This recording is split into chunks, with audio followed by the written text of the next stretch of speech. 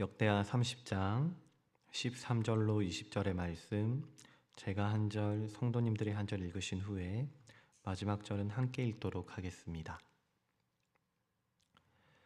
둘째 달에 백성이 무교절을 지키려 하여 예루살렘에 많이 모이니 매우 큰 모임이라.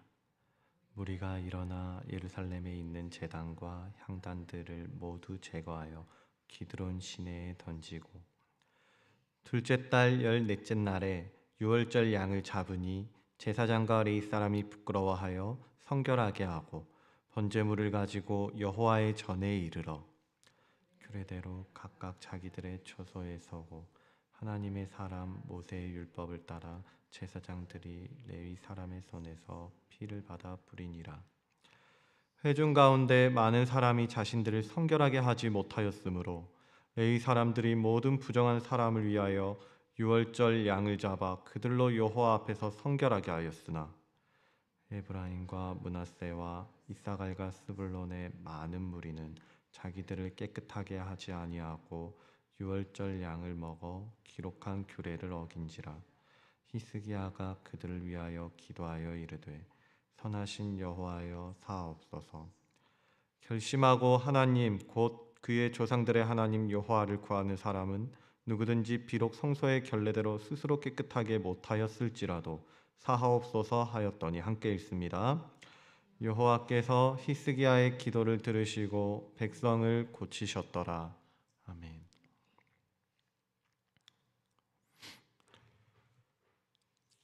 지난 시간 우리는 남유다뿐만 아니라 북이스라엘에게까지 초청장을 보냈던 히스기야에 대한 이야기를 나누어 보았습니다. 그 초청장의 내용은 이랬는데요. 역대하 30장 6절, 보발꾼들이 왕과 방백들의 편지를 받아가지고 왕의 명령을 따라 온 이스라엘과 유다에 두루 다니며 전하니 일렀으되, 이스라엘 자손들아, 너희는 아브라함과 이삭과 이스라엘의 하나님 여호와께로 돌아오라. 그리하면 그가 너희 남은 자 곧 아스로 왕의 손에서 벗어난 자에게로 돌아오시리라. 히스기야는 여호와께 돌아오라. 그리하면 그가 너희에게로 돌아오리라는 회복의 말씀을 전 이스라엘에 선포했습니다. 그리고 이 말씀을 들은 사람들의 반응은 두 가지로 나뉘게 되었는데요. 첫째는 하나님께로 돌아오라는 초대를 받게 되었을 때 그들은 조롱하고 비웃음을 보이는 반응을 보였습니다. 그들은 돌아오라는 말씀을 무시하며 자기들의 생각과 자기들의 길을 고집합니다. 그러나 11절에 나왔던 사람들은 다른 것이죠. 그들은 여호와께 돌아오라는 말씀 앞에 겸손한 마음으로 예루살렘을 향합니다. 그리고 오늘 말씀은 그 초대에 응했던 사람들이 모여서 영광스러운 첫 예배를 드리는 장면이 재현되고 있는 건데요. 역대하 30장 13절을 보시면 둘째 달에 백성이 무교절을 지키려 하여 예루살렘에 많이 모이니 매우 큰 모임이라 이렇게 되어 있습니다. 그냥 큰 모임이다 이렇게 불러도 될 것 같은데 성경은 굳이 매우라는 부사를 써서 강조하고 있습니다. 이것은 단순히 규모의 크기만을 말하고 싶었던 것이 아니라 이 예배가 얼마나 장엄하고 또 얼마나 영광스러운 순간이었는지 하나님의 크심과 그 위대하심을 나타내기 위한 표현인데요. 12절에서의 원리에 따르면 이들이 예루살렘에 도착하게 된 근본적인 원인은 하나님의 손에 감동이 되었기 때문입니다. 하나님의 손에 감동이 되어서 하나님의 손이 이들을 이끌어가고 계시다라는 것이 지금 이 본문의 근본적인 원리거든요. 그렇다면 이들은 하나님의 손에 이 예루살렘에 모이게 되었는데 예루살렘에 모인 수가 매우 큰 모임이었더라 이렇게 표현을 하는 것은 하나님의 손과 하나님의 능력이 매우 크고 위대하시며 매우 강력하다라는 말을 하려는 게 되겠죠. 그렇게 하나님의 손은 주권적으로 이 본문을 움직이고 있습니다. 하나님의 백성을 불러 모으시고 운동케 하시고 고백케도 하시며 정결케 하시고 다시 한번 찬양하고 예배할 수 있도록 그의 백성이 나가야 할 방향을 주관하시고 다스리시는 게 바로 오늘 본문에서 보여지는 하나님의 형상인 것이죠. 그렇다면 하나님의 손에 감동되어 히스기야의 초대에 응한 사람들은 어떻게 어떤 방식으로 살아가게 되는지, 그리고 우리 신앙의 여정에 있어서 우리의 진정한 회복은 또 어떻게 완성되어 가는지 본문을 통해서 조금 더 나누어 보도록 하겠습니다. 먼저 역대하 30장 14절인데요. 예루살렘에 모인 이들이 가장 먼저 했던 게 있습니다. 예루살렘에 모인 사람들이 제일 먼저 했던 것은 우상을 버리는 일이었습니다. 역대하 30장 14절, 무리가 일어나 예루살렘에 있는 제단과 향단들을 모두 제거하여 기드론 시내에 던졌다고 그럽니다. 예배는 그냥 아무렇게나 함부로 드려도 되는 것이 아니라 이 말을 하고자 하는 건데요. 마태복음 5장 23절 24절은 말합니다. 그러므로 예물을 제단에 드리려다가 거기서 내 형제에게 원망 들을 만한 일이 있는 것이 생각나거든 예물을 제단 앞에 두고 먼저 가서 형제와 화목하고 그 후에 와서 예물을 드리라. 예배를 드리기에 앞서 관계를 회복하고 오라는 거죠. 예배에 앞서 관계를 회복하라는 겁니다. 본문도 마찬가지거든요. 그 대상이 하나님이냐 아님 사람이냐만 다를 뿐이지 관계를 회복한 후에 예배를 드리라는 것은 똑같은 원리입니다. 이들은 예배를 드리기에 앞서 하나님과의 관계를 회복해야 했습니다. 그래서 우상의 제단은 모두 다 제거하고 하나님만을 섬기겠다고 이들의 의지와 마음을 정리하고 있는 것이죠. 우리도 마찬가지입니다. 예배의 회복은 자리만 지키고 있는다고 되는 게 아닙니다. 예배의 회복은 그 자리에 있는 마음이 정결할 때 이루어지는 것입니다. 그 마음의 중심이 오직 하나님께로 맞춰질 때 예배의 회복은 시작된다라는 거죠. 그렇다면 사실 이 관계를 회복하고 또 영광스러운 예배를 드린다는 것은 너무나도 어려운 일인 것처럼 느껴집니다. 왜냐하면 우리의 연약함은 매일 이 관계를 깨뜨리려고 할 것이기 때문입니다. 나를 더 사랑하고 나를 더 소중히 여겨서 하나님과 이웃과의 관계는 어느새 또 뒷전이 되고 마는 게 우리의 현실이기 때문에 이 관계를 지키는 것은 너무나도 어려운 것처럼 느껴진단 말이죠.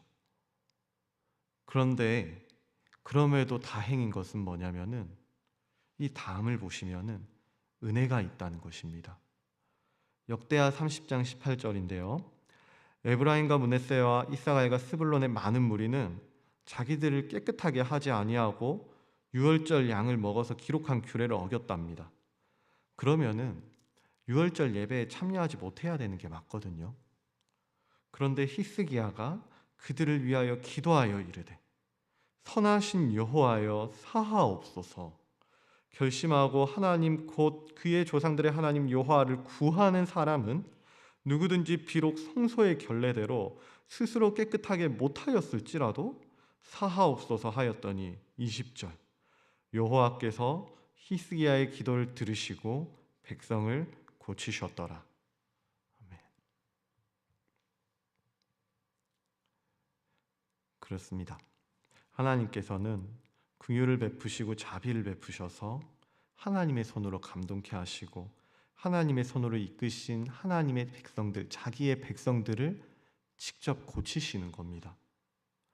이들은 자격이 없습니다. 예배에 참여할 자격도 회복될 자격도 없습니다. 왜냐하면 이들은 전부 다 부정한 자들이었거든요. 그러나 영원한 중보자요, 우리의 대속주가 되어주시는 우리 주 예수 그리스도께서 지금도 부정한 우리를 위해 간구하고 계시는 거예요. 아버지, 저들을 사하여 주시옵소서. 자기들이 하는 것을 알지 못함이니이다.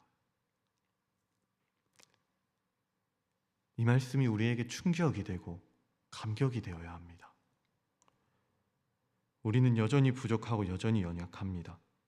하나님께 드릴 만한 깨끗한 마음도 의지도 자격도 없습니다. 그런데 그럼에도 불구하고 하나님은 우리를 포기하지 않으시고 변함없이 우리를 붙들고 계시는 것이죠. 이것이 바로 우리가 받은 은혜인 것입니다. 말씀을 정리하겠습니다. 히스기야 시대 하나님의 손에 감동된 사람들이 예루살렘에 모여 예배를 드렸습니다. 그 예배는 단순한 행사가 아니라 하나님의 회복이 선포되는 은혜의 현장이었습니다. 오늘 우리의 예배도 그렇습니다. 예배당에 모여 찬양하고 기도하는 이 시간이 단지 하루를 시작하는 의식이 아니라 하나님께서 주관하시고 하나님께서 통치하셔서 하나님께서 회복해 하시는 은혜의 현장이 되어야만 합니다. 그러므로 적어도 오늘 하루만큼은 우리가 이렇게 한번 고백해 보면 좋겠습니다. 주님, 제 안에 주님보다 더 사랑하고 주님보다 더 의지하고 싶은 것들이 있다고 한다면 제게 인정할 수 있는 지혜를 허락하여 주시고 내려놓을 수 있는 의지도 허락하여 주시기를 원합니다. 그래서 주님 한 분만을 바라보고 한 분만을 신뢰하며 한 분만을 의지하는 거룩한 백성이 되게 하여 주시옵소서. 하나님과의 관계가 회복되고 예배의 간격이 회복되는 참된 기쁨을 맛보게 하여 주시옵소서. 하나님의 손으로 감동케 하여 주시옵소서. 그러면은 우리는 이제 이후에 나오는 21절부터의 내용처럼 큰 기쁨으로, 그렇게 달콤함으로 하나님의 아름다우심을 맛보며 예배할 수가 있을 것입니다. 그리고 또 큰 기쁨으로 우리의 영혼은 회복되게 될 것이고 또 우리의 찬양은 하늘에까지 울려 퍼지게 될 것입니다. 부디 우리 성도님들의 오늘 하루와 영혼 가운데에도 하나님의 그 크신 기쁨이 가득가득 넘치도록 부어져서 이 소리가 이 땅에서뿐만이 아니라 하늘에까지 멀리 멀리 울려 퍼질 수 있기를 우리 주 예수 그리스도의 이름으로 간절히 소원합니다. 기도하겠습니다.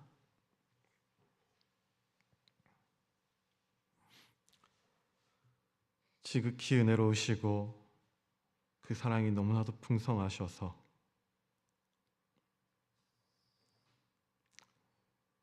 오늘도 우리를 하나님의 손에 감동시키사 예배의 자리로 불러주시는 하나님, 그 은혜에 감사를 드립니다. 그러나 주님, 우리는 여전히 연약해서 주님의 은혜가 절실합니다. 우리 안에는 주님보다 사랑하고 주님보다 의지하며 주님보다 소중히 여기는 숨겨진 의상들이 있습니다. 이런 우리를 긍휼히 여겨주시기를 원합니다. 무엇보다는 죄를 인정할 수 있는 지혜를 주셔서 우리의 마음의 의상을 직시하게 하여 주시고 내려놓을 수 있는 의지 또한 주셔서 주님만을 바라보고 주님만을 붙잡고 신뢰하는 거룩한 나라, 거룩한 백성들이 되게 하여 주시옵소서. 그래서 이 예배가 단지 하루를 시작하는 의식이 아니라 하나님 주관하시고 통치하시고 회복해 하시는 은혜의 현장이요, 기쁨의 현장이요, 찬송의 현장이 되게 하여 주시옵소서. 살아가는 매 순간순간이 주님 그 주권과 통치 아래 거하며 하나님 앞에서 하나님만을 예배하는 복되고 찬송된 순간들이 될 수 있도록 우리의 영혼을 붙잡아 주시옵소서. 감사드리며 이 모든 것 우리의 영원한 중보자이신 우리 주 예수 그리스도의 이름으로 기도드리옵나이다. 이 시간 들었던 말씀을 기억하시면서 두 가지 제목을 놓고 기도했으면 좋겠습니다. 먼저는 우리의 마음을 좀 돌아봤으면 좋겠습니다.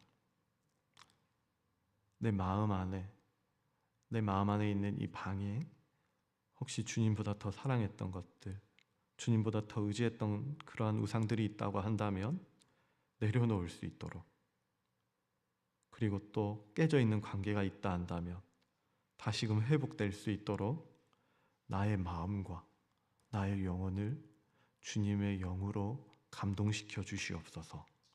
주님의 손에 붙들리게 하시고 인생에 무너진 관계와 믿음이 다시 한번 회복되게 하여 주시옵소서. 우리를 주관하여 주시옵소서. 또한 우리 다음 주인데요. 다음 주 29일 담임 목사 위임 예배가 준비되고 있습니다. 이 예배가 사람의 영광이 아니라 오직 하나님의 영광을 높이는 예배가 되게 하여 주시고, 세우신 담임 목사님께 성령의 지혜와 능력을 더하여 주셔서 하나님의 교회를 힘있게 세워가는 주님의 목자로 사용하여 주시옵소서라고 나의 신앙과 위임 예배를 놓고 함께 기도하신 후에 가져오신 기도 제목들을 가지고 기도하며 나아가도록 하겠습니다. 함께 기도하겠습니다.